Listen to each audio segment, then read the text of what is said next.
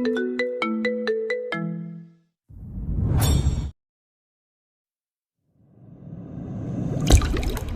ছি, আপনি এত খারাপ! আপনার লজ্জা করে না আমাকে উলঙ্গ অবস্থায় দেখছেন? না, আমার লজ্জা নেই। আপনাকে দেখতে আমার খুব ভালো লাগছে। কি বললেন আপনি? আশ্চর্য! আমি আমার বউকে দেখব না তো কাকে দেখব, হ্যাঁ? কিসের বউ, হ্যাঁ? আমি এই বিয়ে মানি না, বুঝছেন? আমার বিয়ে পাছে। বয়ফ্রেন্ড আছে তো আমাকে বিয়ে করেছেন কেন? আমার জীবন নিয়ে খেলা করার জন্য? চিন্তা করবেন না, আমি 3 মাস পরে আপনাকে ডিভোর্স দিয়ে চলে যাব নিজে। এখন আমাকে পোশাক পরতে দেন আর সরে বসুন আপনি। আপনার সাহস দেখে তো আমি অবাক। কই একটু ঘুমিয়ে গিয়েছি না গিয়েছি তাতেই আমার পরনের সব খুলে ফেলেছেন। ছি ছি, এত অমানুষ আপনি! এই যে মুখ সামলে কথা বলুন, বুঝতে পারছেন? আমি আপনার স্বামী হই। আমি যা ইচ্ছা তাই করতে পারি আপনার সাথে। আর আমি তো অন্যায় কিছু করছি না। আপনাদের মতো মানুষের জন্যে কিছু কিছু মেয়ে ধর্ষিতা হয়, বুঝেছেন? এই কথাটি শুনেই হাসিব রেগে গিয়ে ওর হাত দুটি চেপে ধরে ওর উপরে ওঠে। আর হাসিব বলতে থাকে, এই অনেক কথা বলেছিস, আর একটি কথাও বলবি না। যদি বলিস তো সেটা তোর জন্য খুব খারাপ হয়ে যাবে। কি করবেন আপনি, হ্যাঁ? আপনার কাছে আর কি আশা করাই বা যায়? ঠিকই বলেছিস, আমি অনেক খারাপ। এখন দেখ আমি কি করি তোর সাথে। বাঁচাও, কেউ আমাকে বাঁচাও, আমাকে মেরে ফেলবে। তখনই সাথে চিৎকার করে ওঠে, বাঁচাও, কেউ আমাকে বাঁচাও, আমাকে মেরে ফেলবে। সাথীর এমন চিৎকার শুনে সবাই চলে আসে হাসিবের রুমের সামনে আর বলতে থাকে, হাসিব দরজা খোলো, কি হয়েছে ভেতরে? হাসিব এখন কি করবে ভেবে পাইতেছে না। একটু মজা করতে গিয়ে সাথে যে সিরিয়াসলি নেবে আর এমন কাণ্ড ঘটাবে সত্যি ভাবতে পারছে না। কি হলো হাসিব, দরজা খুলো। এমন কাণ্ড ঘটাবে সত্যি ভাবতে পারছে না। আবারও সাথী এমন চিৎকার করে যে হাসিব সাথে সাথে ছেড়ে দেয়। আর এই ফাঁকে সাথী কাপড় পরে সোজা গিয়ে দরজা খুলে দেয় আর সবার সামনে বলে, আমাকে বাঁচান প্লিজ, কেউ আমাকে বাঁচান। এই লোকটি আমাকে মেরে ফেলবে। আমাকে কেউ বাঁচাও, এই লোকটি আমাকে মেরে ফেলবে। আমার গলা চেপে ধরেছিল। আপনারা না আসলে আমি এতক্ষণে শেষ হতাম। আমাকে কেউ প্লিজ বাবার বাসায় নিয়ে চলো। সাথীর মুখে এমন কথাটি শুনেই হাসিবের বাবা কষে একটি থাপ্পড় দেয় হাসিবকে। তোকে এই শিক্ষা দিয়েছে আমি, হ্যাঁ? তুই যে আমার ছেলে এটা ভাবতেই আমার লজ্জা লাগতেছে। তোর প্রতি আমার ঘৃণা হচ্ছে। বাবা, প্লিজ বিশ্বাস করো, এমন কিছুই হয়নি। এই মেয়েটি মিথ্যা বলছে। চুপ কর, আর একটি কথা বলবি না। যদি বলিস বাসা থেকে বের করে দিব। সবাই ভাবতেছেন কি হয়েছে, তবে শুনুন, হাসিব পড়াশোনা শেষ করেছে, তো এখন তার বাবা মা মেয়ে খুঁজতেছে বিয়ে দেবে, কারণ ছেলে যথেষ্ট পরিমাণ বড় হয়েছে। মেয়ে খুঁজতে খুঁজতে সাথীকে পছন্দ করে ফেলে সবাই। আর সাথে সাথেই দিন তারিখ ঠিক করে বিয়ের। এর কিছুদিন পরে বিয়েও হয়। তো আজ বাসর রাত নিয়ে প্রতিটি ছেলেরই স্বপ্ন দেখে, তেমন হাসিবও দেখেছিল। এই সব চিন্তা করে করে বাসর ঘরে ঢুকেই দেখে বউ শুয়ে আছে। আর এই অবস্থায় খুব সুন্দর লাগতেছিল সাথীকে। নিজেকে কন্ট্রোল করতে না পেরে হাসিব বিনা অনুমতিতে সাথীর শরীরের সব পোশাক খুলে ফেলে।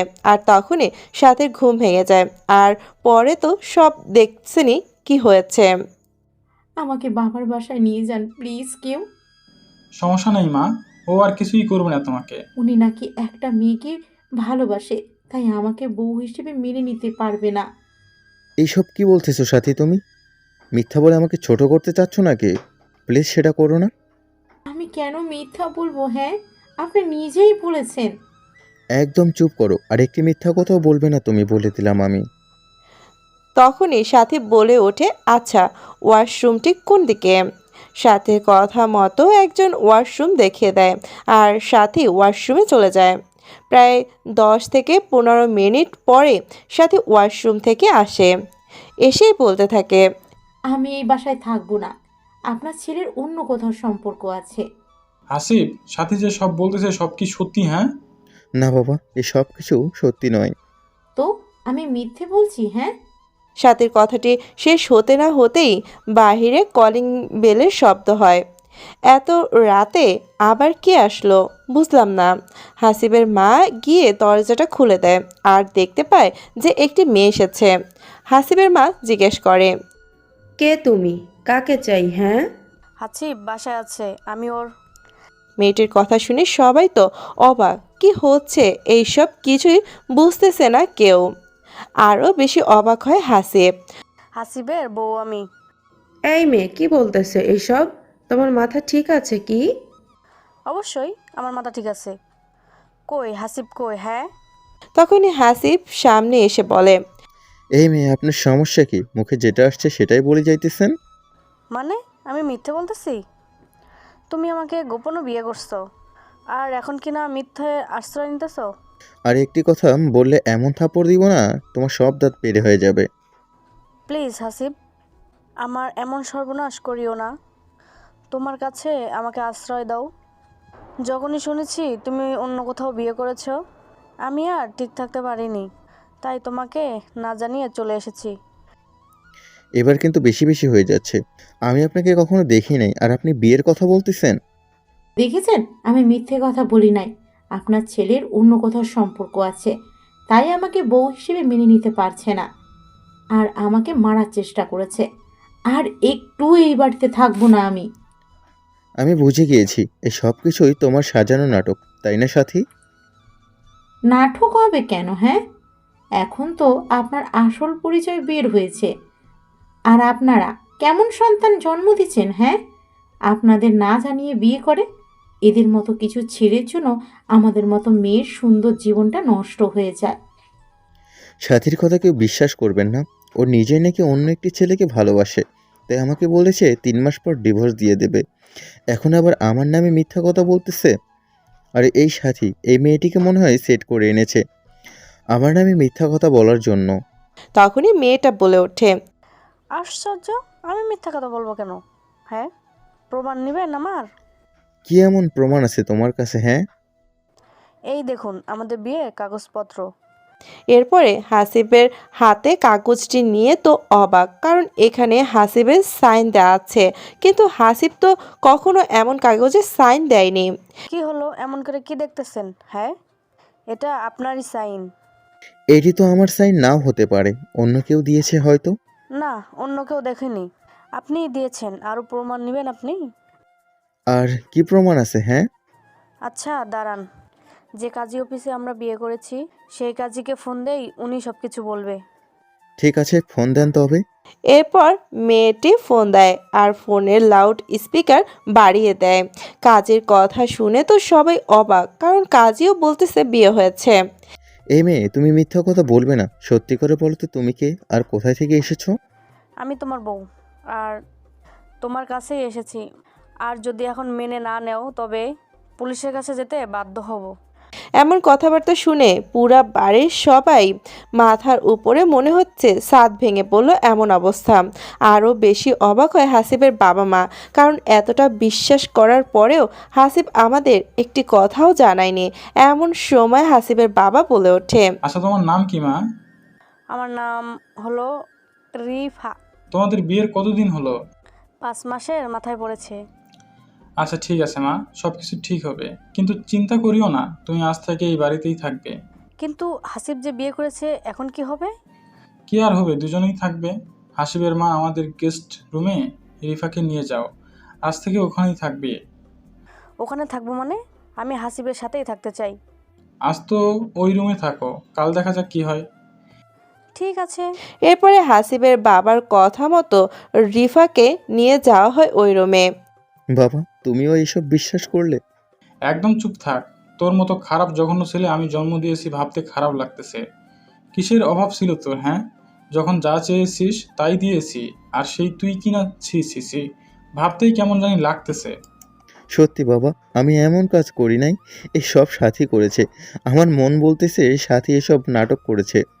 বাবা দেখেন, সত্যিটা এখন বের হয়েছে তো। আপনার ছেলে আমাকে দোষ দিচ্ছে। আমি কালকেই বাবার বাসায় চলে যাব। ঝগড়া থামাও, সবাই এখন সবার রুমে রুমে চলে যাও, এইসব নিয়ে কাল কথা হবে। না, আমি আপনার ছেলের সাথে থাকবো না। একে তো আমার জীবনটা শেষ করে দিল, তার উপর আবার রাতে যদি খারাপ কিছু করে তখন। কিছু হবে না, যাও রুমে যাও।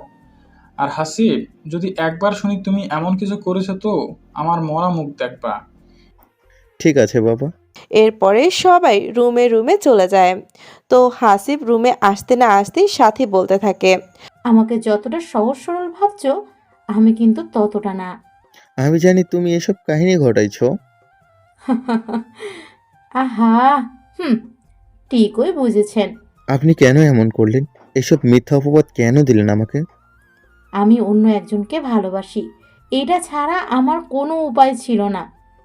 তাই বলে আমাকে সবার সামনে ছোট করলেন? কি এমন দোষ করেছি আমি যে সবার সামনে আমাকে ছোট করলেন? আমি সব কিছু আগে থেকেই ভেবে রেখেছিলাম, যখনই আপনি আমার উপর ঝাঁপিয়ে পড়বেন, ঠিক তারপরে এমন হবে। রিফা আপনার কে হয়? ও আমার বান্ধবী। আর একটি কথা বলতে চাই, সেটা হলো আমার স্বাক্ষর কোথায় পেলেন? একদিনেই দেখি সব কিছু জানতে চান, আস্তে আস্তে সব জানবেন 3 মাসে। ও, আপনি যে কতটা খারাপ সেটা আমি বুঝে গেছি। দোয়া করি যার জন্য আমার সাথে এমন করছেন সেজন্য আপনাকে ছেড়ে না এত যায়। কথা ভালো লাগে না, চুপ থাকেন। কথাটি বলতে না বলতেই সাথীর ফোনে রিংটং বেজে ওঠে। আর সাথে সাথেই ফোনটি রিসিভ করে। সাথী বলতে থাকে, জান, তোমার প্ল্যান অনুযায়ী সব কাজ হয়েছে। এখন শুধুমাত্র 3টা মাস অপেক্ষা করো, তারপরে তোমার কাছে সব সহ চলে যাব। জানো, এই পরিবারের সবগুলোই বোকা, একটুও কষ্ট হয়নি। এই কথাটি হাসিব শোনার সাথে সাথে সাথীকে এমনভাবে সাথেই সাথীকে একটা চর বসিয়ে দেয়। তোর এত বড় সাহস, তুই কিনা আমার পরিবারের লোককে বোকা বলিস? ওরা তোকে সম্মান করেছে বুঝছিস? এর পরবর্তী থেকে ওদের নামে বাজে কথা বললে এরকম আরও চড় দেব। এত বড় সাহস তোর, হ্যাঁ? আবার কি চিৎকার করব? সেটা তোর ব্যাপার, তুই কি করবি না না করবি। তোর মতো রাস্তার বেশ্যা এগুলো মেয়ে ছাড়া আর কি বা করতে পারে? এই মুখ সামলে কথা বল। চুপ করে ঘুমিয়ে যা বেয়াদব মেয়ে কোথাকার। লজ্জা করে না বিবাহিত স্বামীর সামনে পরপুরুষের সাথে কথা বলতে? কেন, জ্বলছে নাকি? আর তোর মতো খ্যাত ছেলেকে আমি স্বামী হিসেবে মানবো? এটা কেমনে ভাবলি? হাসিস কেন, হ্যাঁ? একদিন দেখবি এই খ্যাত ছেলেটার কাছে ফিরে আসতে হবে তোকে, কিন্তু তখন আর আমাকে পাবি না। এই সব স্বপ্ন দেখতে থাক। এমন ঝগড়া করে দুজনে ঘুমিয়ে পড়ে, কারণ অনেক রাত হয়েছে। তাতেই আবার আজ বিয়ে হয়েছে অনেক ক্লান্ত। তো পরের দিন সকালবেলা উঠে দেখে রিফা সব কাজ করতেছে। বাসার এটা দেখে তো সবাই অবাক, বিশেষ করে হাসিব আরো বেশি অবাক হয়। তখনই হাসিব জিজ্ঞেস করে, এই আপনি কি করতেছেন এসব? হ্যাঁ, কি করে জানো না? বিয়ে হয়েছে, শ্বশুরবাড়িতে এসেছি, কাজ তো করতেই হবে, তাই কাজ করছি। বাহ, ভালোই তো নাটক করতে পারো। কিসের নাটক করি আমি, হ্যাঁ? সেটা আপনি ভালোই জানেন কি নাটক করতেছেন। ওভার অ্যাক্টিং বেশি হয়ে যাচ্ছে মনে হয়। এই তুই চুপ করবি হাসিব? বাবা, তুমি জানো না এই মেয়েটি নাটক করতেছে? আর একটি কথা বলবি না। বিয়ে যখন চুপ করে করেছিস তখন মনে ছিল না, এখন এইসব বলতেছিস? এই মেয়েকে আমি সত্যি বিয়ে করি নাই। সেটা তো কাল দেখলামই। এখন বিয়ে যেহেতু করেছিস তখন 2টা মেয়েকে নিয়েই সংসার করতে হবে। তখনই সাথী বলে ওঠে, এটা অসম্ভব। আমাকে মাফ করে দিও মা, আমি জানতাম না হাসিব এমন একটি কাজ ঘটাবে। না, আমি আমার স্বামীর ভাগ আর অন্য কাউকে দেব না। হাসিব একান্তই আমার। তখনই এটা নিয়ে একটু ঝগড়া হয় সাথী ও রিফাতের মধ্যে। এদিকে হাসিব বুঝতেছে না কি হচ্ছে এইসব। কারণ হলো এরা তো দুজনেই প্ল্যান করতেছে, কিন্তু আবার ঝগড়াও করতেছে। ব্যাপারটা বুঝলাম না। ঠিক তখনই আবারও সাথীর ফোনে কল আসে আর সাথে উপরে চলে যায়। এভাবে সারাটা দিন ঝগড়া চলতে থাকে। বাড়িতে পরিবেশটাও নষ্ট করে ফেলতে ঝগড়া করে। তো যখন রাত হয় হাসিব প্ল্যান করেই রিফার রুমে চলে যায়। রিফা, এই রিফা। এই কে কে কে কে এত রুমে, আমার রুমে? কে আবার? তোমার স্বামী হাসিব, আমি। হুম, তো এখানে কি করতেছো?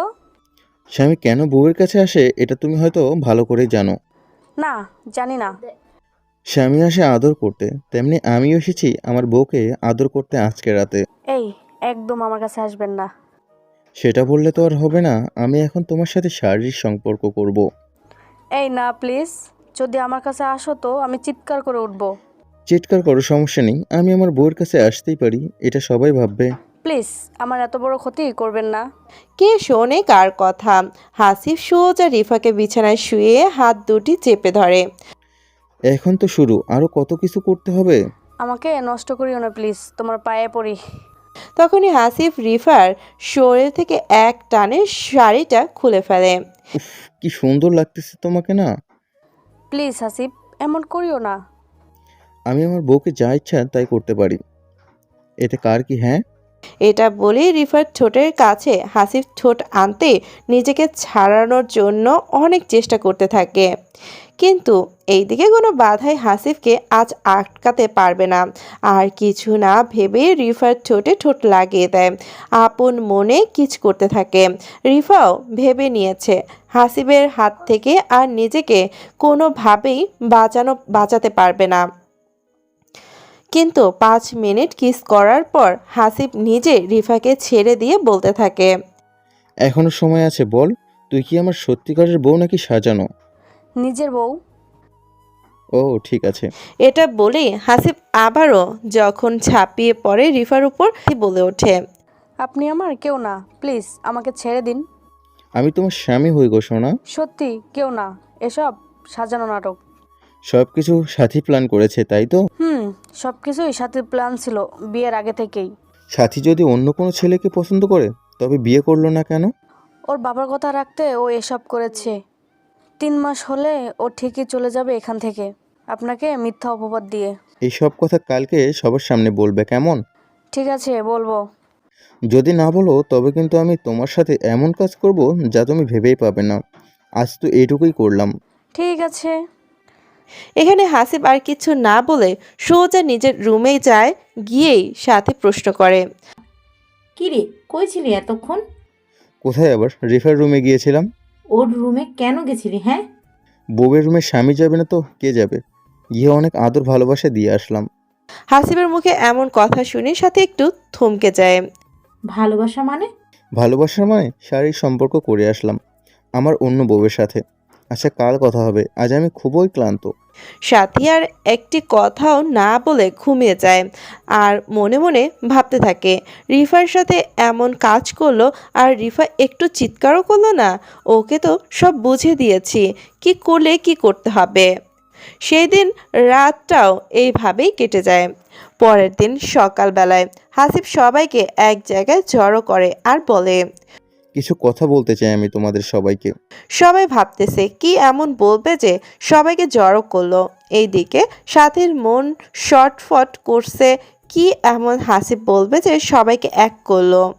কি বলবি বল, আমার কাজ আছে হাসিব। রিফা এইদিকে আসো আর সবটা খুলে বলো কি হয়েছে আমার সাথে। তো রিফা সামনে এসে বলতে থাকে যে, কাল রাতে হাসিব আমাকে হুমকি দিয়েছে, যদি আমি মিথ্যে না বলি তবে আমার বাবা মাকে মেরে ফেলবে। হোয়াট? রিফাই তুমি কি সব বলছো? আমি যা সত্য তাই বলবো হাসিব, আমি মিথ্যে বলবো না, এতে আমার যাই হয় হোক। হোয়াট? এ তুমি কি সব বলতেছো রিফা? আমি ঠিক আছি, প্লিজ হাসিব আমার বাবা মাকে কোনো ক্ষতি করিও না, তোমার পায়ে পড়ি আমি। তোমার মাথা ঠিক আছে তো? তুমি কি বলতেছো? তুমি কাল রাতে কি বললে আর আজ কি বলতেছো এসব?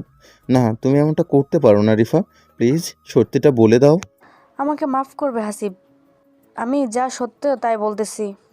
ঠিক তখনই হাসিবের বাবা বলতে থাকে, হাসিব এইসব কি বলতেছে রে? তুই মিথ্যা বলার জন্য ওকে হুমকিও দিয়েছিস?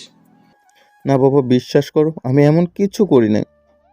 তাহলে কি রিফা মিথ্যা বলতেছে? হ্যাঁ, বাবা, রিফা মিথ্যে বলতেছে সব কিছু। প্লিজ হাসিব আমাকে এসব মিথ্যা অপবাদ দিও না, যদি এমন কিছু বলো তো নিজেকেই শেষ করে দিব। তুমি চুপ করো রিফা, তোমার কিছুই হবে না। প্লিজ বাবা মার জন্য কোনো ক্ষতি না হয়। হাসিব সত্যি করে বলতো তুই কি চাস? তুই যদি আগেই রিফাকে বিয়ে করেছিলি তো আমাদের জানালি না কেন? মেয়েটার জীবন নিয়ে এমন করে খেললি কেন? বাবা, তুমি আমার কথা বুঝতে চাইছো না কেন? আমি রিফাকে চিনি না। এই একদম চুপ কর, আমার সামনে আর একটিও মিথ্যা কথা বলবি না। যদি নাই বিয়েস তো কাল রাতে কেন ওর রুমে গিয়েছিলি? আমি গিয়েছিলাম শুধুমাত্র এটাই বলতে যে তুমি কে আর কি বলতে চাও, আর কি চাও। না হাসিব, তুমি এটা বলো নাই।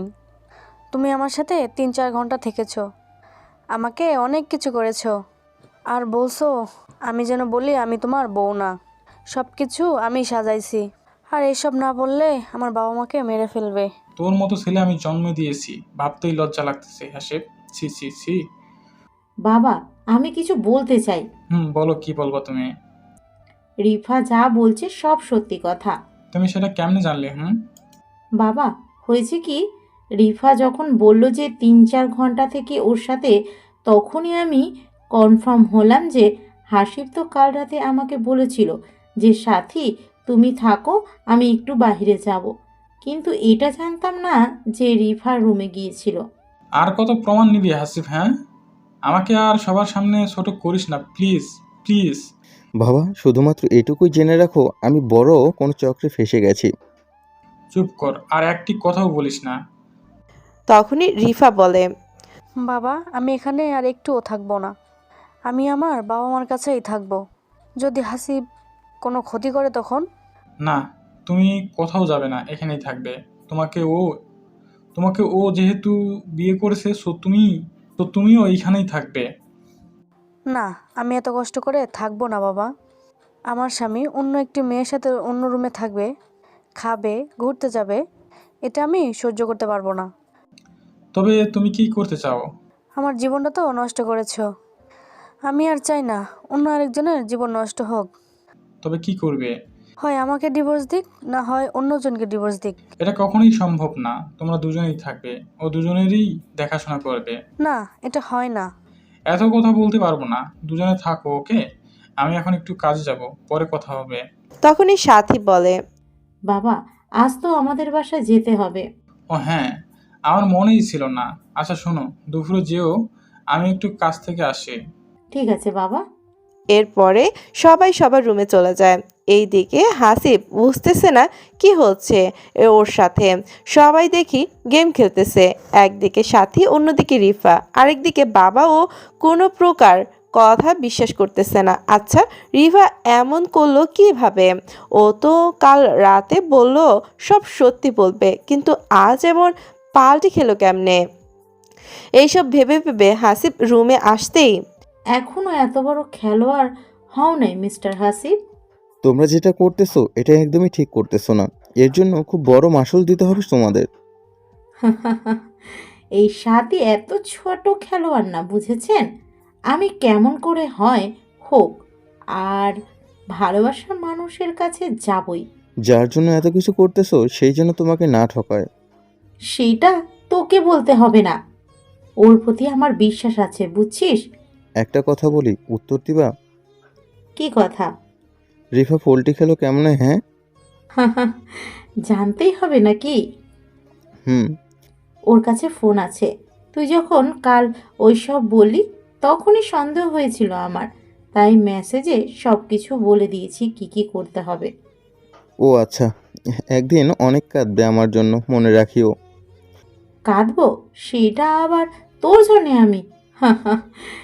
তুই আমার কে, হ্যাঁ, যে তোর জন্য কাঁদবো আমি?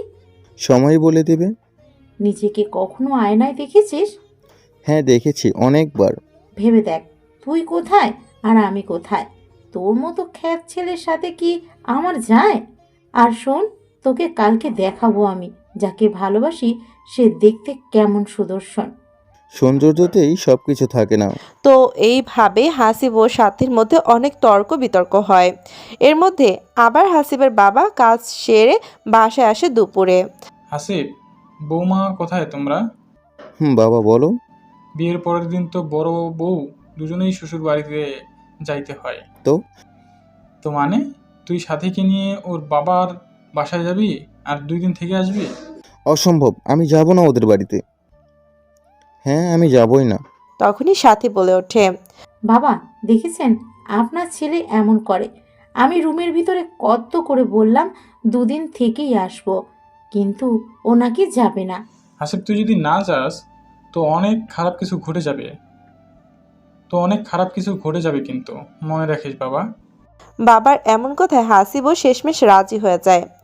ঠিক বিকাল 5টায় দুজনে গাড়ি নিয়ে বের হয় সাথে বাবার বাসায় যাওয়ার উদ্দেশ্যে। তখন হাসিবের মাথায় একটাই চিন্তা কাজ করতেছে, কি থেকে জানি কি হয় আল্লাহই ভালো জানে। এই গাড়িটা থামাও। গাড়ি থামাবো মানে? এই নির্জন রাস্তায়? যা বলেছি তাই করো। তো হাসিব ও সাথীর কথা মতো গাড়িটি থামানোর সাথে সাথেই এরপর সাথী এমন একটি কাজ করলো যেটা আমি বুঝতেই পারলাম না এখানে কি থেকে কি হয়ে গেল। গাড়ি থামাতেই সাথী নেমে পড়ে আর পেছনে দৌড়াতে থাকে। এই দিকে হাসিবও কিছু না বুঝে সাথীর পিছে পিছে যায় আর গিয়ে দেখতে পায় যে সাথী একটি ছেলের সাথে কথা বলতেছে। কেমন আছো সবুজ তুমি? তোমাকে ছাড়া কি আমি ভালো থাকতে পারি বলো? এই তো এসেছি তোমার কাছে। তার আগে ভালো, এই দিকে কোথায় যাচ্ছ? আরে কোথাও না, মন খারাপ তাই হাঁটতেছিলাম। কি ভাগ্য তোমার সাথে দেখা হলো। এইটাই হলো আমাদের ভালোবাসার টান। জানো, তোমাকে খুব মিস করতেছিলাম। কিছুই ভালো লাগতেছিল না আমার। আমারও একই অবস্থা। তোমাকে ছেড়ে আর কোথাও যাব না সোনা পাখি আমার। সবাই ভাবতেছেন সবুজ লোকটা আবার কে। এখানে সবুজকেই সাথী ভালোবাসেছিল, তাই এত কিছু করেছে হাসিবের সাথে। ঠিক তখনই সজীব সাথীকে জড়িয়ে ধরে তখনই ঠোঁটে কিস করতে যাবে। সেই সময় হাসিব বলে ওঠে, এই দাঁড়াও ওখানেই। এই আপনি কে, আর এখানে কি করতেছেন? আমি কে সেটা সাথীকে বলো, আর সাথীকে ছেড়ে দাও। হোয়াট? কে এই লোকটি সাথী? ওর সাথেই তো আমার বিয়ে হয়েছে। তাই নাকি? এই বলছি না সাথীকে ছেড়ে দে। যদি ছেড়ে না দেই কি করবি? কথাটা শোনা মাত্রই হাসিব গিয়ে সবুজের শার্টের কলার ধরে বলতে থাকে। তুই আমার সামনেই আমার বউয়ের গায়ে হাত দিস, এত বড় সাহস তোর? হ্যাঁ, এটা বলেই সবুজকে মারতে থাকে। আর এই দিকে সাথী তো অবাক হয়ে তাকিয়ে থাকে, কারণ হাসিবকে বোকা মনে করেছিল, আর ওই নাকি সবুজকে এমন করে মারতেছে। এই ছাড়ো দুজন দুজনকে প্লিজ। ঠিক তখনই হাসিব সাথীকেও খুব জোরে একটি থাপ্পড় দেয়। এখান থেকে সরে যা বলে আবারও আমি সবুজকে মারতে থাকলাম। বলে আবারও সজীবকে মারতে থাকে। ঠিক তখনই একটি গাড়ি এসে থামে, আর গাড়ি থেকে একটি সুন্দরী মেয়ে নেমেই বলতে থাকে, এই সবুজ, এই তুমি এখানে কি করতেছো? হ্যাঁ, তোমার জন্য আমি কত সময় ধরে অপেক্ষা করছি রেস্টুরেন্টে, আর তুমি মারামারি লাগাইছো এখানে? এরপরে অনেক জোড়াজোড়ির পরে হাসিব ছেড়ে দেয় সবুজকে। এর মধ্যেই সাথে প্রশ্ন করে বসে, এই মেয়ে, তুমি কে? আগে তো কখনো দেখিনি সবুজের সাথে। আমি কে সেটা আপনাকে কেন বলতে যাব? হ্যাঁ, আর আপনি আমাকে প্রশ্ন করার কে? কেন? উত্তর দিলে কি হবে? আমি হলাম সবুজের হবু বউ। কথাটি শুনেই সাথে থমকে যায় কিছুক্ষণের জন্য। কি বলেছিলাম না তোমার রূপবতী বয়ফ্রেন্ড একদিন তোমাকে এভাবেই সারপ্রাইজ দিবে? এই সবুজ, এই মেয়েটি যা বলছে সব কি সত্যি কথা? হ্যাঁ সত্যি কথা, ও আমার হবু বউ। না, আমি বিশ্বাস করি না। এটা হতেই পারে না। তুমি শুধুমাত্র আমার। সরি সাথী, আমার পরিবারের কেউ তোমাকে মেনে নেবে না, কারণ তুমি বিবাহিত মেয়ে, আর তোমার স্বামী তোমাকে কত কি করেছে না করেছে। কথাটি বলার সাথেই সাথী এত বড় কথাটি বলতে পারলি তুই আমাকে? জানিস কত ভালোবাসি তোকে আমি। সরি সাথী। তখনই মেয়েটি বলে ওঠে, সবুজ, তুমি এইসব মেয়েদের সাথে কথা বলছো? ছি, এদের পরিবেশ দেখছো? কি খ্যাত মেয়ে, চলো আমার সাথে। এটা বলেই মেয়েটি সবুজের হাত ধরে টেনে নিয়ে যায়। সবুজ চলে যাচ্ছে। ঠিক তখনই সাথী দৌড়ে গিয়ে পেছন থেকে জড়িয়ে ধরে সবুজকে। প্লিজ সবুজ, আমার সাথে তুমি এমন করিও না। তোমাকে আমি খুব ভালোবাসি। সরি বললাম তো তোমাকে, আমি তোমার সাথে জাস্ট টাইম পাস করেছি। না, আমি বিশ্বাস করি না। তুমি এমন করতেই পারো না। আমি চাইলেও তোমাকে বিয়ে করতে পারবো না সাথী, কারণ তুমি একজন বিবাহিত মহিলা, ডিভোর্সি মহিলা। এইগুলা দেখে কি ভালোবাসা হয় সবুজ? তুমি যে এখনো ভার্জিন আছো, এটার কোনো প্রমাণ আছে কি বলো? হ্যাঁ, আমি 100% ভার্জিন আছি এখনো। সবাই এই কথাই বলে, বুঝেছো? তুমি আমাকে বিশ্বাস করো না সবুজ? এই 2-3 দিনেই এত চেঞ্জ হয়ে এলো তুমি।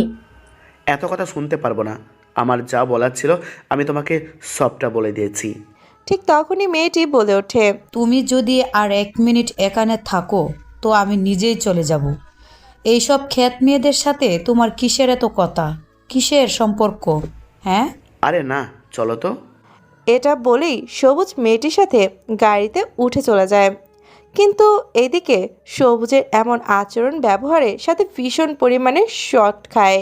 ভাবতেই পারেনি সবুজ এমন কাজ করবে, এটা ভেবেই কান্না করতে থাকে।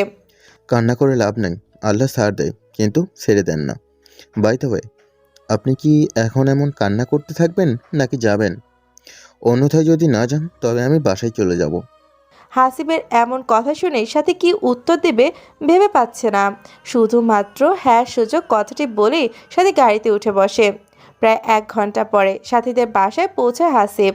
বাসায় আসার সাথে সাথেই সাথীর ছোট্ট বোনেরা বলতে থাকে, দুলাভাই কেমন আছেন? বাসরাত কেমন কাটলো?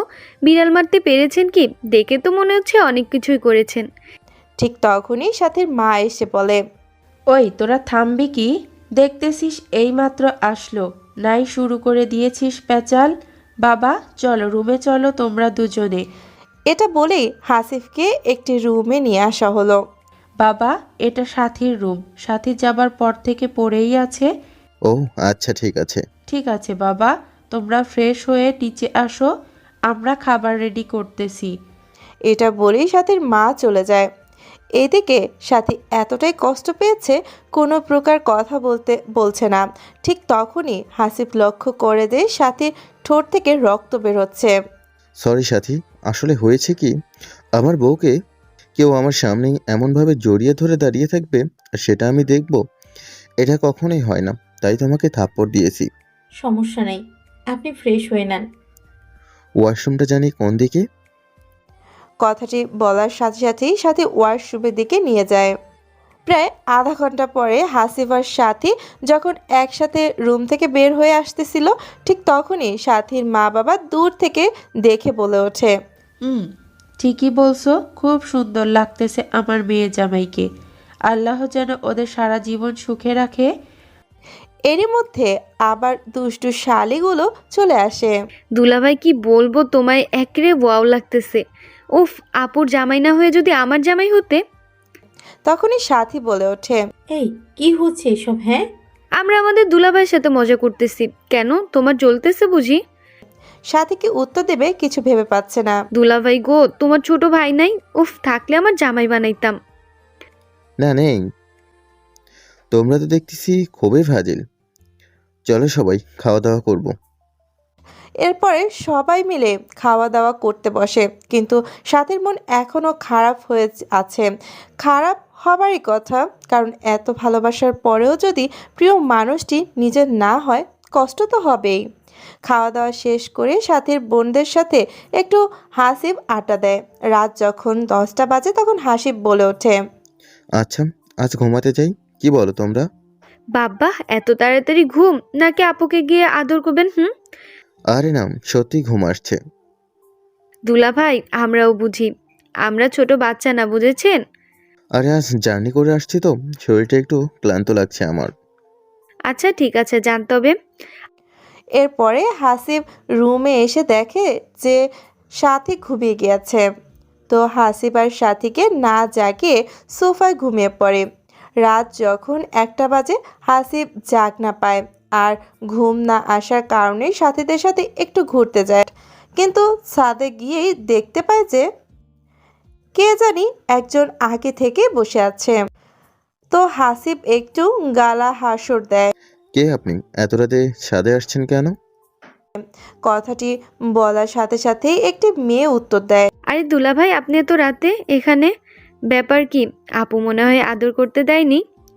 আরে না, আমার ঘুম আসতেছিল না, তাই আমি একটু ছাদে আসলাম। তো তোমার নাম কি? আমার নাম হলো হিয়ামণি। বাহ, খুব সুন্দর নাম তো। থাক, পাম দিয়েন না দুলাভাই। আচ্ছা একটা কথা বলি, সত্যি করে উত্তর দিবেন তো? বলো, কি কথা আছে বলার? মাইন্ড করিয়েন না।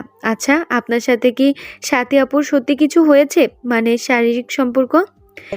কথাটি শুনেই হাসিব চমকে ওঠে। হঠাৎ এই প্রশ্ন কেন? হ্যাঁ বা না বলবেন শুধুমাত্র। না এমনি।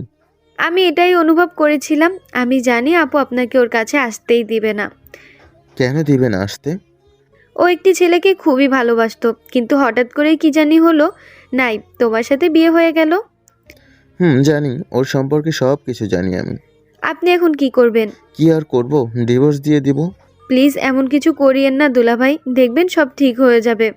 এত কথা আমি বুঝি না। এটা বলে যখনই হাসিব ছাদ থেকে নিচে যাইতে ধরে ঠিক তখনই হিয়া হাতটি টেনে ধরে। প্লিজ দুলাভাই, হাত ছাড়ো, কেউ দেখে ফেলবে। আপনি যতক্ষণ না বলবেন আমি আপনার হাত ছাড়বো না। আমি তো বললাম ডিভোর্স দিব, এমন মেয়ে নিয়ে সংসার করা যায় না। না, ছাড়বো না। এটা বলেই হিয়া হাসিবের সাথে জোরাজুরি করতেছে। ঠিক এই সময় একজন ছাদে আসে আর এসেই তোর এত বড় সাহস আমার বোনের হাত ধরিস, তাও আবার এত রাতে? আরে না সাথী, আমি তো হাসিবের কথাটি শেষ হতে না হতেই সাথে আবার বলতে থাকে। ছি, আমার ভাবতেই লজ্জা লাগছে তোর মন মানসিকতা এত নিচে। আরে এমন করে বলতেছো কেন? আমার কথাটা আগে শোনো, তারপরে বলিও। কি শুনবো তোর কথা? আমি নিজের চোখেই দেখেছি, এটা মিথ্যা? ঠিক তখনই হিয়া বলে ওঠে। আপু তুমি এবার থামবা, অনেক অপমান করলে দুলাভাইকে। আমার ঘুম আসতেছিল না, তাই আমি ছাদে আসছি। এর ঠিক 10 মিনিট পরে দুলাভাইও চলে আসে ছাদে, কারণ দুলাভাইয়ের নাকি ঘুম আসছিল না। আমাকে দেখে দুলাভাই যেতে চেয়েছিল, কিন্তু আমি যেতে দেই নাই। আমি বলেছি একটু কথা বলি ভাইয়া, তাই ভাইয়াও আর না করতে পারেনি। বুঝলাম, কিন্তু হাত ধরে আছিস কেন ওর তুই? কেন হাত ধরলে তোর কোনো সমস্যা আছে? অবশ্যই সমস্যা আছে, ও আমার স্বামী, তোর দুলাভাই। হ্যাঁ হ্যাঁ, হাসছিস কেন? আমি কি হাসার কোনো কথা বলেছি তোকে? স্বামী যে বললে তাকে কি তার অধিকারটা দিয়েছো? কি বলতে চাস তুই? হ্যাঁ, কেন, আমি কি ইংলিশে কথা বলেছি যে বুঝো না? তুমি বললে তোমার স্বামী, আজ পর্যন্ত কি টাচ করতে দিয়েছো তাকে? সেটা তোকে বলতে যাব কেন? হ্যাঁ, তুই ছোট, সবসময় ছোটদের মতো থাকবি। তোমাকে 3 মাস পরে দুলাভাই নিজেই ডিভোর্স দিয়ে দেবে, তুমি দেওয়ার আগে। তাই দুলাভাইয়ের হাত ধরে বলেছিলাম আমার আপুর জীবনটা নষ্ট করিও না। এই কথাটি শুনে সাথী যেন কিছুক্ষণের জন্য থমকে যায়। তোকে কে বলেছে ও আমাকে ডিভোর্স দেবে? কে আবার বলবে? দুলাভাই বলেছে। আহ, ভালোই তবে হলো, ওর কাছ থেকে মুক্তি পেলেই আমি খুশি। হাসিব এই কথাগুলো শুনে আর কিছু না বলে সোজা রুমে এসে ঘুমিয়ে পড়ে। তো এইভাবেই 2 থেকে 3 দিন কেটে গেল সাথীদের বাসায়। আজ চলে আসবে সাথী আর হাসিবের বাসায়। বাবা, আমার মেয়েটি খুব রাগী, তুমি ওর কথায় কিছু মনে করিও না প্লিজ। সাথী, শোন মা, জামাইকে কখনো কষ্ট দিস না। যদি কষ্ট দিস জীবনেও সুখী হতে পারবি না। সাথী শুধুমাত্র মাথা নাড়িয়ে হ্যাঁ সূচক জানায়। তো বিদায় নিয়ে তারা দুজনে হাসিবদের বাড়িতে চলে আসে। বাসায় আসতে না আসতেই রিফা চলে আসে হাসিফের কাছে। দাও, এই ব্যাগগুলো আমি ভিতরে নিয়ে যাচ্ছি। এরকম করতে নেই, দেন বলছি না। এটা বলে রিফা জোর করে ব্যাগগুলা নিজে নিয়ে রুমে চলে আসে। তো রিফা যখন ব্যাগগুলা নিয়ে নেয় তখন হাসিব একটু ওয়াশরুমে চলে যায়। রিফা ব্যাগগুলো হাসিবের রুমে নিয়ে আসতেই সাথী বলে ওঠে। রিফা শোন, বল, কি বলবি? তার আগে তুই বল, সবুজ ভাইয়ের সাথে কি তোর দেখা হয়েছিল?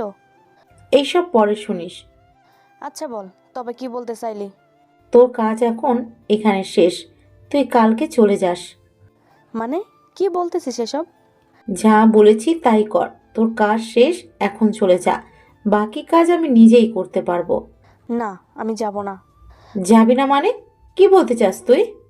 আমি এই 5-6 দিন এই বাসার মানুষগুলোর মায়ায় পড়ে গেছি, আমি যেতে পারবো না।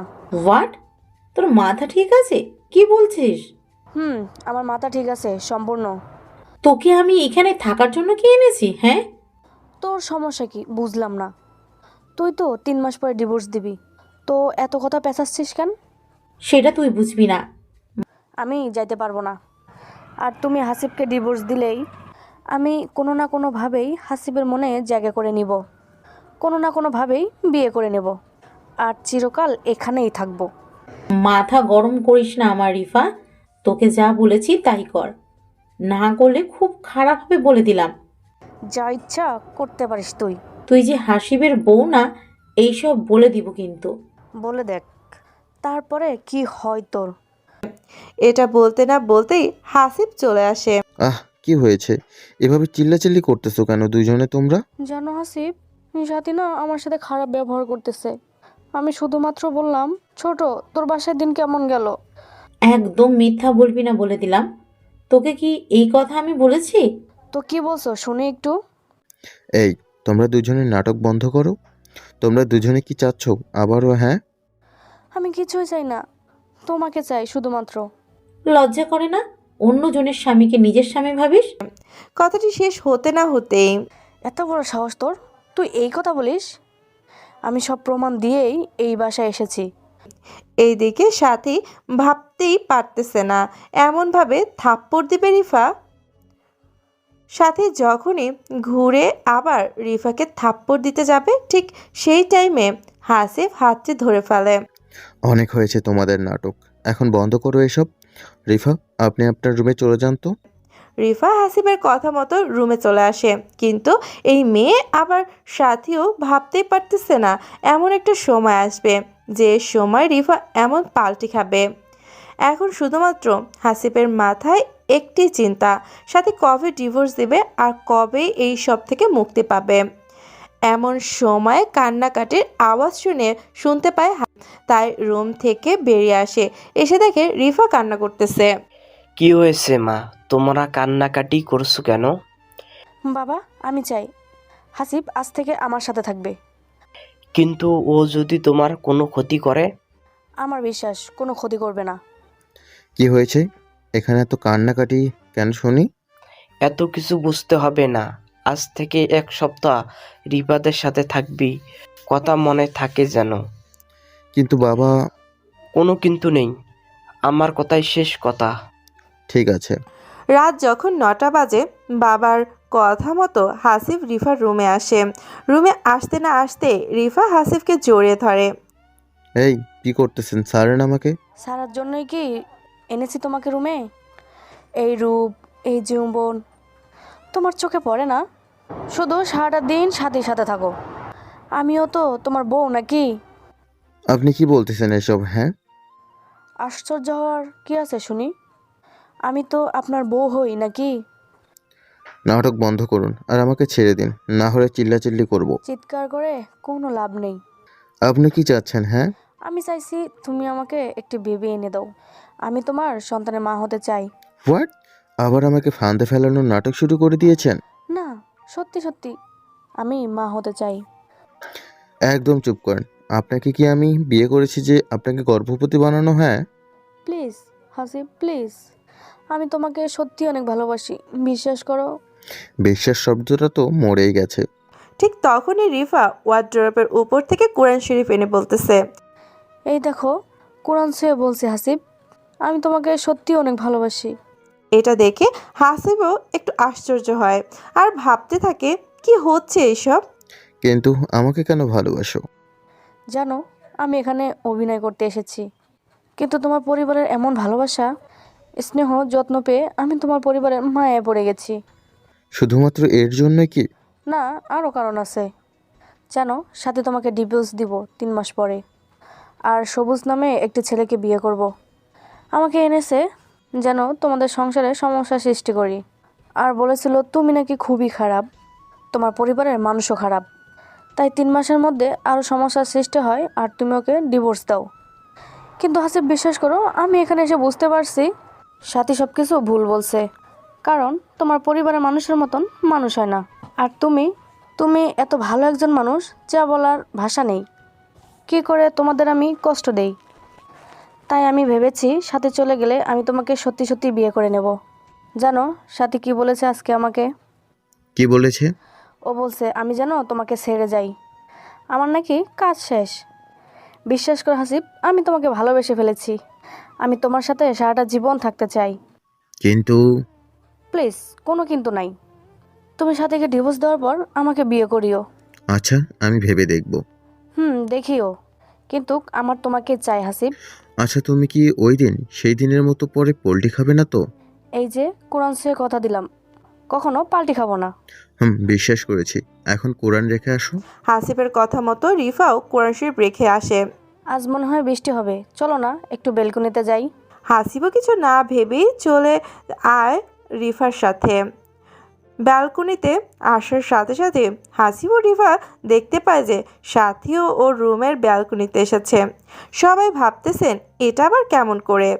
সেটা হলো রিফার রুমটি আর সাথীর রুমটি দুইটা রুমের তফাৎ, তাই একই লাইনে ব্যালকনি থাকার কারণে সবটা দেখা যাচ্ছিল। উফ, আজ বৃষ্টি আসবে, কি যে ভালো লাগতেছে। বৃষ্টি খুব ভালো লাগে তোমার? অনেক ভালো লাগতো, কিন্তু কখন জানি বৃষ্টি আসবে আল্লাহই ভালো জানেন। একটু অপেক্ষা করো, বৃষ্টি আসবে দেখিও। ঠিক তখনই কথাটি শেষ হতে না হতে বিদ্যুৎ চমকে ওঠে আর সাথে সাথে রিফা হাসিফকে জড়িয়ে ধরে। হাসিফ কি করবে বুঝতে পারতেছে না, এরই মধ্যে আবার বৃষ্টিও আসলো। এর ভিতরেই বৃষ্টি পড়তেছে। না, যাব না, তোমাকে জড়িয়ে ধরে এখানেই থাকবো আর বৃষ্টি উপভোগ করব। বললাম না চলো। এটা বলেই হাসিফ একটু সাথীর ব্যালকনির দিকে তাকাতেই অবাক হয়, কারণ সাথী সব কিছু দেখতেছে। এমন করো কেন? বললাম না যাব না, আজ দুজনেই এখানেই গল্প করব। সাথী কিন্তু সবকিছু দেখছে। দেখুক, তাতে আমার কি? আরে ও কি মনে করলো না করবে সেটা বলো। কি মনে করবো আবার? এটা বলে রিফা হাসিবের মুখের কাছে ঠোঁট দুটি নিয়ে আসে। এই কি করতেছো? আমার ঠোঁট তোমার ঠোঁটের ছোঁয়া পেতে চায় হাসিব। এখন না, আর এইসব বিয়ের আগে পাপ, বুঝছো? তাই বুঝি? তবে সেই দিন রাতের পাপের কথা তোমার মনে ছিল না? এটা শোনার পরে হাসিব মনে মনে বলতে থাকে, এই রে ধরাটা খাইলাম বুঝি আমি। ওই, মনে মনে কি বিড়বিড় করতেছ? হাসিবের কথাটি শেষ হতে না হতেই রিফা হাসিবের ঠোঁট দুটি নিজের করে নেয় আর আপন মনে খাইতে থাকে। এই কি করছো, ছাড়ো, সাথী কিন্তু দেখতেছে। দেখুক, চুপ থাকো তো। এবার হাসিবও কিছু না ভেবে রিফার সাথে কিস করতে রেসপন্স দেয়। দুজনে আপন মনে দুজনকে কিস করতেছে আর অন্যদিকে থেকে সাথে সব কিছুই দেখতেছে। রিফার এমন পাগলামি দেখে হাসিব আর নিজেকে যেন কন্ট্রোল করতেই পারতেছে না। ঠোঁটে 2 মিনিট কিস করতে না করতেই হাসিব আলতো করে রিফার ঘাড়ের চুলগুলা সরিয়ে ঘাড়ে চুমু দিতেই রিফা যেন কেঁপে উঠল। এত রোমান্টিক তুমি, মিস্টার হাসিব? না গো, আমি রোমান্টিক না। হয়েছে, এখন ছাড়ো। বললেই হলো ছাড়ো, আরও তো অনেক কিছুই করার বাকি আছে। কিন্তু রিফা একটু নিজেকে ছাড়ানোর চেষ্টা করলেই হাসিব আরও জোর করে রিফার হাত দুটি দেয়ালে চেপে ধরে গলায় ঘাড়ে আপন মনে চুমু দিতে থাকে। অন্যদিকে রিফা যেন এমন ছোঁয়ায় পাগল হয়ে যাওয়ার মতো অবস্থা। হাসিবের এমন পাগলামি দেখে রিফাও হাসিবের শার্টের বোতাম খুলেই বুকে গলায় কিস করতে থাকে। কিন্তু সাথে যে এই সব কিছু দেখতেছে এদের এই চিন্তাটা মাথায় নেই। ওই, আমাকে প্লিজ কখনো ছেড়ে যেও না। যাবো না, এখন আদর করতে দাও তো। এটা বলে হাসিব রিফাকে কোলে তুলে নেয়, রুমের ভিতর চলে আসে ব্যালকনি থেকে। এই, কোথায় নিয়ে যাও? দেখো কি করি তোমাকে। এটা বলে রিফাকে খাটের উপর রাখে। এই জানো, তোমাকে শাড়ি পরে না সেই সুন্দর হট লাগে। ওই, কি বলো এসব? সত্যি বলতেছি, সেই সুন্দর লাগতেছে। এসব সৌন্দর্য শুধু তোমার জন্য, পাগল। তাই বুঝি? ঠিক আছে, আমি এখন আমার জিনিসগুলো ভোগ করব। এটা বলে রিফার শাড়িটা একটানে খুলে ফেলে আর নাভির উপর আলতো করে একটু সুখের পরশ এঁকে দেয় ঠোঁট দিয়ে। রিফার নাভির উপরে হাসিবের ঠোঁটের এমন ছোঁয়ায় পাওয়ার সাথে সাথে পুরা শরীরে লোম দাঁড়িয়ে যায়। হাজারো চেষ্টা করেও যেন হাসিবের কাছ থেকে আর নিজেকে ছাড়াতে পারতেছে না। এই রোমান্টিক মুহূর্ত সময়ে কে জানি এসে দরজায় নাড়া দিচ্ছে। কে দরজা নাড়া দিচ্ছে? আমি সাথী, দরজাটা খুলে দাও তো। এমন মুহূর্তে এসে কেউ সমস্যা সৃষ্টি করবে ভাবতেই পারতেছে না হাসিব। কি বলার আছে ওখান থেকেই বলুন। বললাম না দরজা খুলো। কি বলার আছে কাল বলেন, এখন ডিস্টার্ব করেন না তো, আমাদের মতো করে থাকতে দিন। দরজা না খুললে কিন্তু আমি ছাদ থেকে ঝাঁপ দিয়ে আত্মহত্যা করব। সাথীর মুখে এমন কথা শুনে হাসিব দেরি না করে দরজাটি এসে খুলে দেয়। জি বলুন, কি বলবেন? আমার রুমে চলো। আশ্চর্য, আমি আপনার রুমে যাব কেন? কারণ আমি আপনার বউ, আপনি আমার সাথে থাকবেন। আপনি আমার বউ, তাই না? হ্যাঁ, আমি আপনার বিয়ে করা বউ, আর আপনি একজন অপরিচিত মেয়ের সাথে এমন কাজ করছেন, লজ্জা করে না? আশ্চর্য, লজ্জা করবে কেন? সেও তো আমার বিয়ে করা একজন বউ। বিয়ে করা বউ মানে? হ্যাঁ, ও আমার বিয়ে করা বউ। আমার যা ইচ্ছে আমি সব করতে পারবো। নাটক বন্ধ করুন। আমি এনেছি রিফাকে এই বাসাতে। এনেছেন, ভালো করেছেন। আমাদের ডিভোর্স দিয়ে রিফাকে নতুন করে বিয়ে করব আমি। এটা কখনো সম্ভব না। আমি আপনাকে ছাড়বো না। দেখা যাবে কি হয়। রিফা শোন, তুই যদি আমার জামাইয়ের সাথে খারাপ কিছু করার চেষ্টা করিস, খুব খারাপ হবে। তোকে কিন্তু শেষ করে দিব। হ্যাঁ, হাসিব শুধুমাত্রই আমার, বুঝছিস? হাসিব আমাকে ভালোবাসে, তোকে না। ফকিন্নির বাচ্চা, তোকে এইখানে আনাটাই ভুল হয়েছে। একদম চুপ কর, বুঝেছিস? অনেক কথা বলেছিস তুই আমার বউকে নিয়ে। কেন, তোর তো সবুজ আছে, তো সবুজের কি হলো? যা সবুজের কাছে যা, আর এক মতো এখানে থাকবি না। যা রুমে চলে যা। হাসিবের এমন থাপ্পড় দেখে রিফা অবাক, সত্যি ভাবতে পারতেছে না হাসিব সাথীকে থাপ্পড় দিবে। তো সাথী আর কিছু না বলে রুমে চলে আসে। এদিকে সাথীরও মনটা খারাপ হয়ে যায়। এইভাবেই সেই রাতটা কেটে যায়।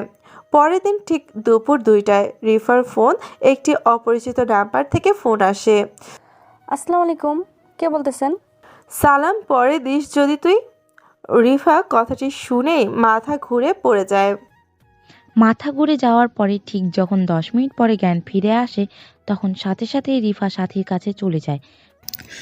আরে রিফা, তুমি এমন হাঁফাচ্ছ কেন? কি হয়েছে?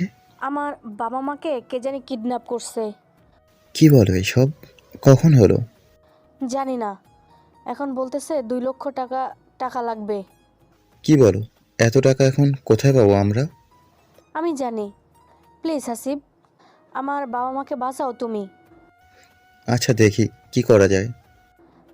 খুব ফাস্ট দেখো। আচ্ছা রিফা, একটা কথা বলি।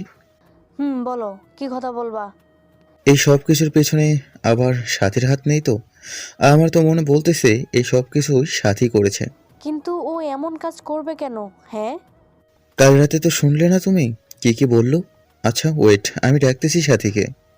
সাথী, আমি যে প্রশ্ন করব তার সবগুলোর সঠিক উত্তর দিবা, ঠিক আছে? কি এমন প্রশ্ন শুনি আগে? আমি জানি তুমি রিফার মা বাবাকে কিডন্যাপ করেছো। আমি কিডন্যাপ করব কেন?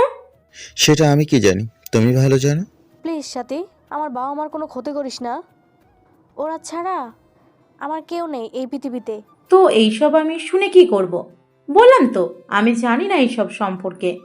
মিথ্যা কথা আমি পছন্দ করি না। একে তো কিডন্যাপ করাইছো, আবার 2 লক্ষ টাকাও চাইতেছো। কোনো প্রকার প্রমাণ কি আছে তোমার কাছে যে আমি এইসব কিছু করেছি? তুই যে কেমন সেটা আমার থেকে ভালো কেউ জানে না। আমি জানি তুই এই কাজ করছিস। একদম চুপ কর, মিথ্যা কথা বলবি না। আমার তো মনে হয় তোরা দুজনে এইসব প্ল্যান করে আমাকে বাসা থেকে বের করে দেওয়ার প্ল্যান করছিস। ঠিক এমন সময় হাসিবের বাবা চলে আসে। কি হয়েছে এখানে? এভাবে চিল্লাচিল্লি কেন? তখনই সাথী বলে ওঠে, বাবা, হয়েছে কি? রিফা এবং আপনার ছেলে দুজনে মিলে প্ল্যান করেছে আমাকে কিভাবে বের করে দেওয়া চায় বাসা থেকে। কি বলতেছো? কিছুই তো বুঝতেছি না আমি। রিফার নাকি বাবা মা কিডন্যাপ হয়েছে, আর এই কিডন্যাপ নাকি আমি করেছি। এইসব অভিযোগ আমার ওপর তুলছে। কি এসব হাসিব? কোনো সাক্ষী প্রমাণ ছাড়া তুমি কেমনে অন্যজনের উপর দোষারোপ করো? দোষারোপ করতেছি না। আমার বাবা মার কি হবে এখন? যদি মেরে ফেলে আমার বাবা মাকে? কিচ্ছুট হবে না, চলো আমরা পুলিশের কাছে চলে যাই। ওরা এটাও বলছে যদি পুলিশের কাছে যায় তো আমার বাবা মাকে সাথে সাথে মেরে ফেলবে। আচ্ছা বাদ দাও, চলো আমরা সবাই মিলে খুঁজে দেখি একটু, নাকি বলো তোমরা? আমি একটু তোমার সাথে একটা কথা বলতে চাই হাসিব। যা বলার এখানেই বলো, কি হয়েছে? বললাম তো একান্তই কথা বলতে চাই। ঠিক আছে। এটা বলে হাসিবের রুমে আসে, পিছু পিছু সাথীও চলে আসে। বলো, কি বলবা এখন? জানি না কথাটি বিশ্বাস করবে কিনা। কি কথা? কথাটি হলো যে তুমি যে রিফার সাথে এমনভাবে চলছো, তুমি কি ওর অতীত সম্পর্কে জানো? না কেন, ওর অতীতে আবার কি হয়েছিল? ও কিন্তু একজন মাফিয়ার মেয়ে। বলা যায় ও নিজেও একজন মাফিয়া। ওর বাবা মা কেমনে কিডন্যাপ হয়? এই একদম মিথ্যা বানোয়াট কথা বলবে না। বিশ্বাস করো, আমি সত্যি বলছি। তো তোমার সাথে এই মাফিয়ার পরিচয় হলো কিভাবে? আসলে আমি যেই কলেজে পড়তাম রিফাও সেই কলেজেই পড়তো, কিন্তু রিফা ছিল খারাপ স্টুডেন্ট, তাই আমাদের সাথে বন্ধুত্ব করে। আমরাও না বলি নাই, কারণ সবাই আমরা মানুষ, একে অপরের সাহায্য করব, এটাই স্বাভাবিক। তা ঠিক বলেছ। তারপরে হলো কি, আমার সাথেই ও সব সময় থাকতো। একসময় দুজনে বেস্ট ফ্রেন্ড হই আমরা। একদিন কলেজ শেষে ঘুরতেছি, ঠিক সেই সময় কিছু ছেলে আসে, এসে আমাদের ডিস্টার্ব করতে থাকে। অনেক বুঝাই, কিন্তু বুঝে না। ঠিক তখনই রিফা আমাকে ওর ব্যাগটি দিয়ে বলে, তুমি বসো, আমি এদের দেখছি। তারপর কি হলো? তারপরে হলো কি, সবগুলো ছেলেকে এমনভাবে মারলো, আমি দেখে তো অবাক। আমি তখন ভাবতে থাকি, একটা মেয়ে মানুষ কেমনে এমনভাবে সবাইকে পিটালো। ছেলেগুলো যখনই চলে যায়, আমি রিফাকে জিজ্ঞেস করি, আচ্ছা তোর শরীরে এত শক্তি কই থেকে আসলো রে? সত্যি বলবি কিন্তু। থাক, অন্যদিন শুনিস। আজকেই বলতে হবে তোকে। তবে শোন, আমি একজন মাফিয়ার মেয়ে। মনে করতে পারিস আমিও মাফিয়া।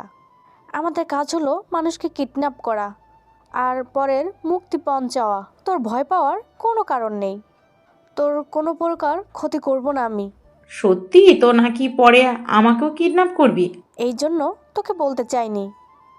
তুই আমার বেস্ট ফ্রেন্ড। আমি কি এসব করতে পারি রে? হ্যাঁ, আমার উপরে বিশ্বাস রাখতে পারিস তুই। তবুও ভয় লাগতেছে আমার রিফা, বিশ্বাস কর। তুই যেভাবে ছেলেগুলোকে পিটাইলি, একজন ছেলেও এমনভাবে পিটাইতে পারবে না। তারপরে কি হলো? এরপরে আমিও একটু ভয় পেতাম, কিন্তু যখন দেখেছি আমার কোনো ক্ষতি করে না, তখন আর ভয় পাইনি। জানো, ওর সাহস দেখি আমি তোমাদের বাসায় এনেছি। অনেক সুন্দর নাটক সাজাতে পারো, কিন্তু তুমি বন্ধ করো তোমার এই বানোয়াট নাটক। একটি মেয়ে হয়ে অন্য একটি মেয়ের নামে এমন বাজে কথা বলো, লজ্জাও করে না তোমার? হাসিব, বিশ্বাস করো আমি মিথ্যা বলছি না, সব কিছুই সত্যি। বিশ্বাস? সেটা আবার তোমাকে কখনোই করব না, বুঝছো? কি করলে বিশ্বাস করবে? কোনো কিছুই করা লাগবে না। কেন? আমি রিফার সাথে মিশতেছি, এটা তোমার সহ্য হচ্ছে না, তাই ওর নামে মিথ্যা অপবাদ দিচ্ছ? তুমি একজন ছলনাময়ী নারী, বুঝেছো? এটা বলে হাসিব বাইরে এসে দেখে হাসিব রিফাকে ডাকছে। রিফা তো নেই, চলে গেল ওর বাবা মাকে খুঁজতে। একাই চলে গেল? আর ও কোথায় খুঁজবে ওর মা বাবাকে? আমি জানি না। শোন, মনে হয় বেশি দূর যেতে পারো নাই। তুই যা রিফাতকে খুঁজতে। ঠিক আছে বাবা, আমিও যাইতেছি। এটা বলেই হাসিবও বেরিয়ে পড়ে রিফাকে খোঁজার উদ্দেশ্যে। রিফাকে খুঁজতে বের হলেও হাসিবের মনে এখন একটু ভয় কাজ করছে। কারণ যদি সাথীর কথা সত্যি হয় তাহলে কি হবে? একজন রিক্সাওয়ালাকে হাসিব প্রশ্ন করছে। আচ্ছা ভাইয়া, এদিক দিয়ে কি একটা মেয়ে গিয়েছে? অনেক মেয়েই তো যায়, আপনি জানি কার কথা বলছেন? মেয়েটি একটু লম্বা চিকন করে, তবে ফর্সা অনেক। আর হ্যাঁ, মেয়েটি একটু চিন্তিত ছিল। মামা, হ্যাঁ হ্যাঁ, এমন একজন মেয়ে আমি একটু আগে নামিয়ে দিয়ে আসলাম। মেয়েটা খুব চিন্তিত আর বলতেছিল একটু তাড়াতাড়ি চালান রিস্কা। কোথায় নামাই দিছো মামা? রংপুর লালবাগ এ নামাই দিয়ে আসলাম। ও আচ্ছা, আমাকেও নিয়ে চলো না এক্ষুনি। এটা বলেই হাসিব রিক্সাওয়ালা লোকটির সাথে চলে যায়। প্রায় 4 থেকে 5 মিনিট পর যখন গন্তব্যস্থানে আসে, এসেই দেখে রিফা কিছু ছেলের সাথে কথা বলছে। হাসিব আর কিছু না ভেবেই ওর কাছে চলে যায়। রিফা, তুমি এখানে আসলে, আর সেটা আমাকে বললেও না। আরে তুমি এখানে? তোমার মা বাবা কিডন্যাপ হয়েছে, আমি আসবো না তো কে আসবে শুনি? ও আচ্ছা, তুমি চলে যাও, আমি ঠিক খুঁজে বের করব। চলে যাব মানে? কি বলতেছো? আমি চাই না আমার জন্য ও তোমার পরিবারের কারোর কোনো ক্ষতি হোক।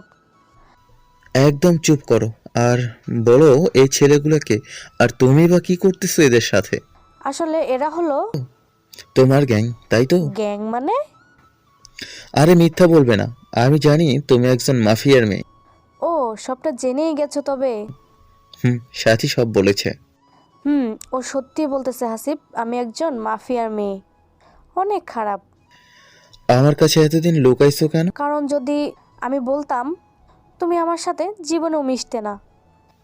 তাই বলে তুমি এত বড় সত্যিটা লুকাই রেখেছো? প্লিজ হাসিব, আমাকে মাফ করে দিও। আর আমি চাই না আমার জন্য তোমার ক্ষতি হোক। কিন্তু আমি তো তোমার পিছু ছাড়বো না। আর চলো, আমিও যাব তোমার সাথে, তোমার মা বাবাকে উদ্ধার করতে। না, তোমার ক্ষতি হবে। হলে হোক, কিন্তু তোমাকে একা যাইতে দিব না। এমন পাগলামি করিও না তো হাসিব। তোমার কিছু হলে তোমার বাবা মার কি হবে? হ্যাঁ, সমস্যা নাই, চল। এরপরে হাসিবের এমন জোরাজুরিতে রিফা ও আর না করতে পারেনি, তাই বাধ্য হয়ে হাসিবকেও নিয়ে যেতে চায়। তুমি যাবে, কিন্তু খুব সাবধানে থাকতে হবে, কেন কেন? কারণ ওদের কাছে অনেক অস্ত্র আছে। কি বলো এইসব? ওরা অনেক খারাপ মানুষ। আচ্ছা, তোমাদের কাছে অস্ত্র নেই? আছে, আমাদের কাছেও আছে অনেক। তুমি কি অস্ত্র চালাইতে পারো? পারি। ও আচ্ছা, ঠিক আছে। তোমরা কি জানো তোমার মা বাবা কোথায় আছে এখন? জানি। এখান থেকে 2 কিলোমিটার দূরে একটি পরিত্যক্ত বাড়ি রয়েছে। আচ্ছা ঠিক আছে, চলো তবে। আমি আবারও বলতেছি, সাবধানে থাকতে হবে তোমাকে। এরপরে হাসিব, রিফা আর কিছু ছেলে সবাই মিলে গন্তব্যস্থানে যায়, কিন্তু গিয়েই দেখে পুরো বাড়িতে লোকজন পাহারা দিচ্ছে, 15 থেকে 20 জন লোক। এমন সময় রিফার ফোনে আমার কল আসে।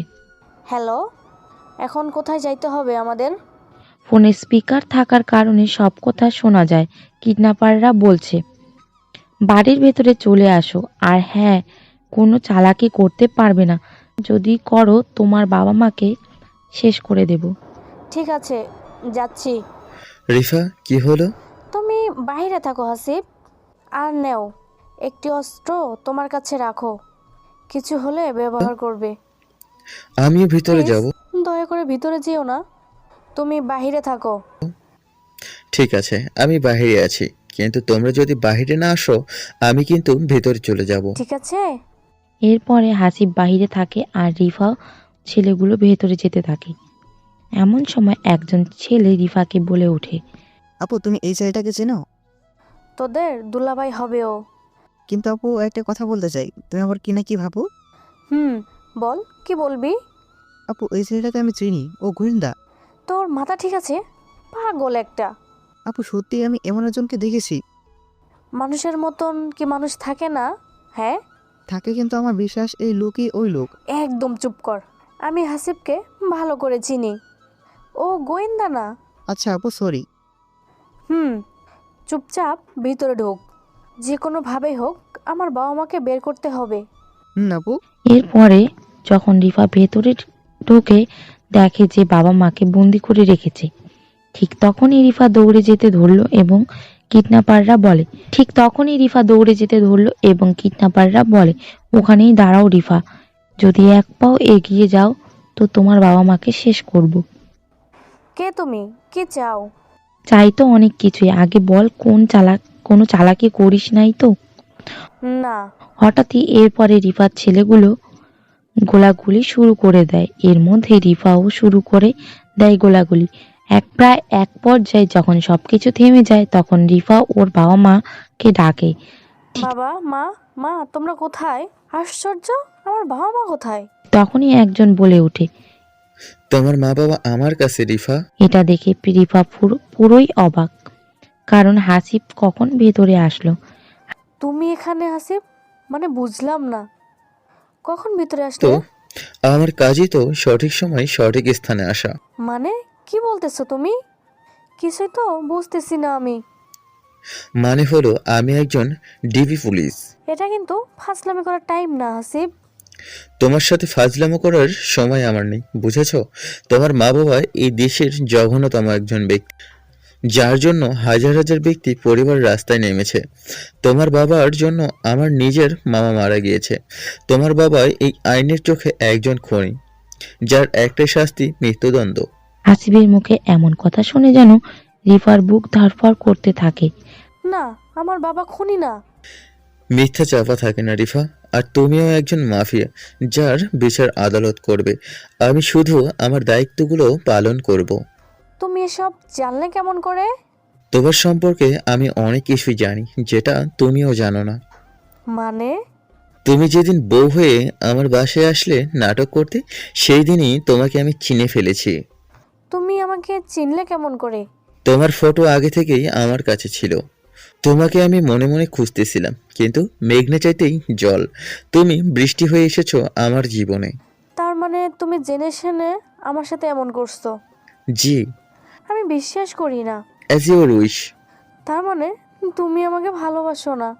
জি না, তোমার মতো এমন একজন মাফিয়া মেয়েকে আমি কিভাবে ভালোবাসবো বলো? ইঁদুর বিলাই কি কখনো মিল হয় তা শুনেছ? সেই রকম তুমি ইঁদুর, আমি বিড়াল, আমাদের কখনো মিলন হবে না। এত বড় ধোকা, তাও আবার আমার সাথে! এটা কেমনে করলে তুমি হাসিব? সত্যি আমি তোমাকে অনেক ভালোবাসি। হাসিব এমন হাসি দেয় সেই ছেলেটা আবারও রিফাকে বলতে থাকে। আপু, আমি তোমাকে বলেছিলাম না এই ছেলেকে আমি আগে দেখেছি? এ একজন পুলিশ। তুমি আমার কথা বিশ্বাস করো নাই। এখন কি হবে আমাদের? কিচ্ছু হবে না, চুপ থাক তুই। রিফা, রাইফেলগুলো সব নিচে রাখো, না হলে আমি তোমার মা বাবাকে গুলি করতে বাধ্য হব। তুমি আমার সাথে এত কিছু করেও বলতেছো আমাকে ভালোবাসো না? এটা ব্যাপার না, কিছু কিছু কাজে এমন করেই হয়। সে হাসিব, তুমি এমন করলে? আমি বুঝছি এর সাথে তোমাকে আমার সম্পর্কে আরো বেশি কিছু বলছে। বলেছে। ও অবশ্যই বলতে চায়নি। আমি রিফা বলতেছি, আমি ছাড়া তোমার জীবনে কেউ থাকবে না। সাথীকে আমি শেষ করে দিব। এই পেশাল বন্ধ করো। আমি এত সহজে ধরা দিব না আসিফ। আমি শুধুমাত্র তোমার জীবনে বউ হয়ে থাকতে চাই। একদম চুপ থাকো বললাম না, না হলে তোমার মা বাবা কিন্তু আমার হাতে আছে। থাক। এখানে কিন্তু সাথীর কোনো দোষই নেই। আছে, দোষ অবশ্যই আছে। আমার নামে তোমাকে এত কিছু বলছে আমি জানি না। বিশ্বাস করো রিফা, আমি সত্যি বলতেছি। একদম চুপ থাকো। আমি চেয়েছিলাম এসব ছেড়ে দিয়ে একটা নতুন জীবন শুরু করব, কিন্তু সাথী সেটা হতে দিল না। এখানে কোনো দোষ নেই বললাম তো। আছে না নেই সেটা আমি ভালো জানি। অনেক বুঝাইছি তোমাকে, এখন তুমি কি নিজেই ধরা দিবা নাকি আমার আসল রূপটা বের করতে হবে সেটা বলো। আমি তো কোনো কালেই ধরা দিব না, সাথীকে শেষ না করা পর্যন্ত। সাথী সব কিছু বলেছে আমাকে। ও আর আমি এইসব প্ল্যান করেছি। দেখি তুমি সাথীর কি করতে পারো। মানে?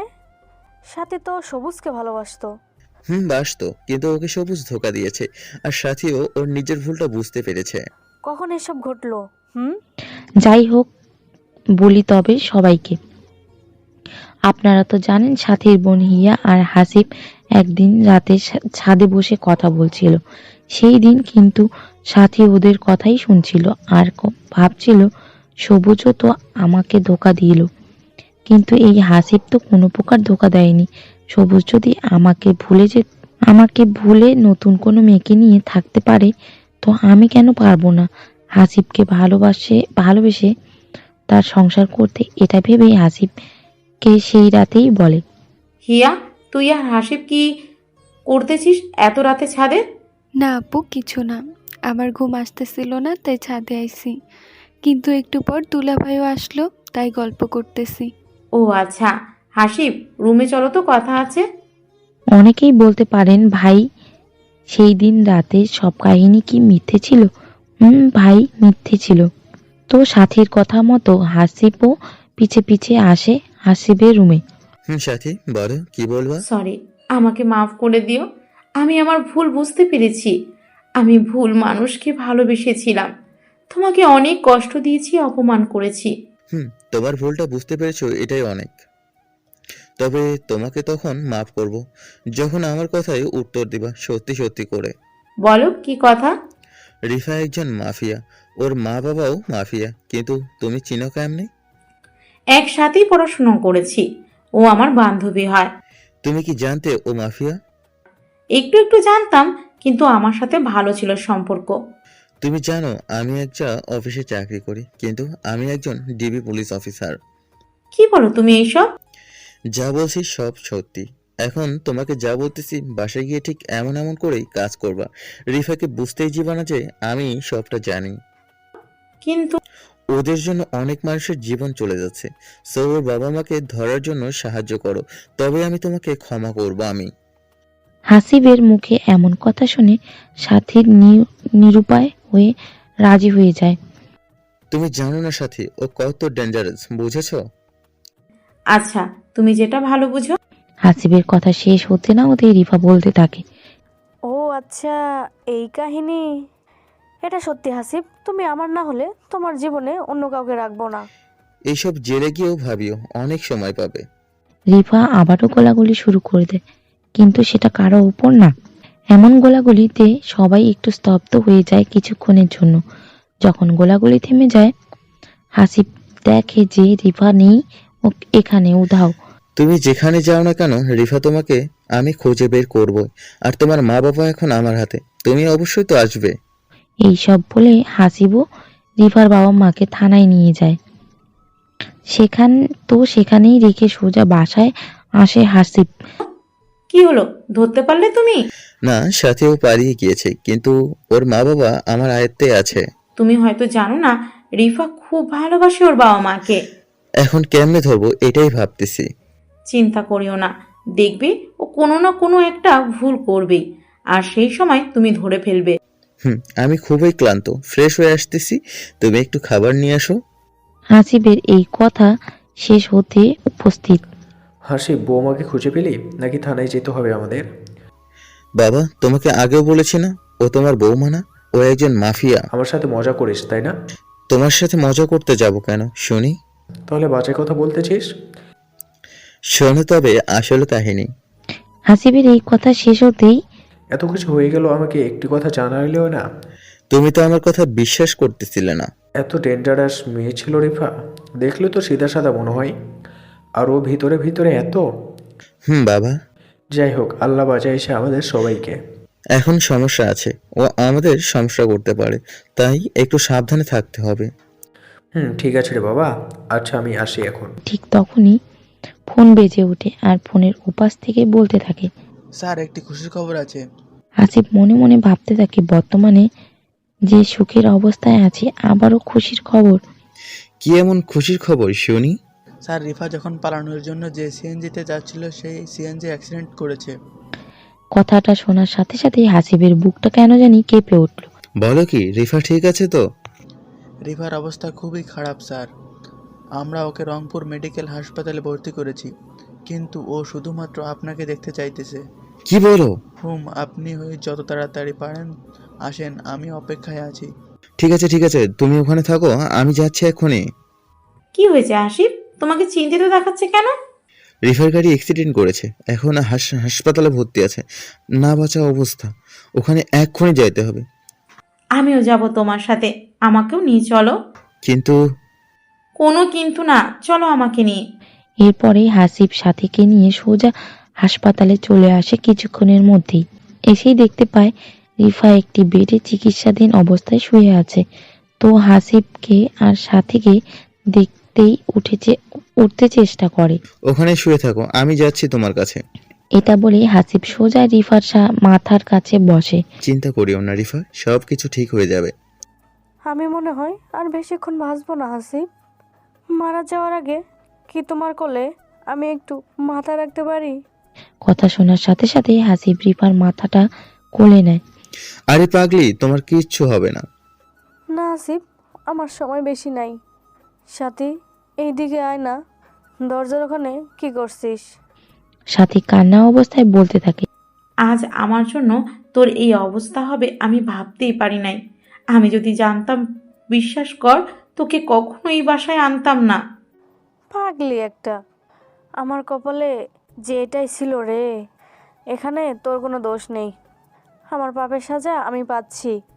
একদম চুপ থাক। সাথী, একটি কথা বলি শোন, হাসিবকে কখনোই কষ্ট দিস না। জানিস, হাসিবের বাবা মা অনেক ভালো।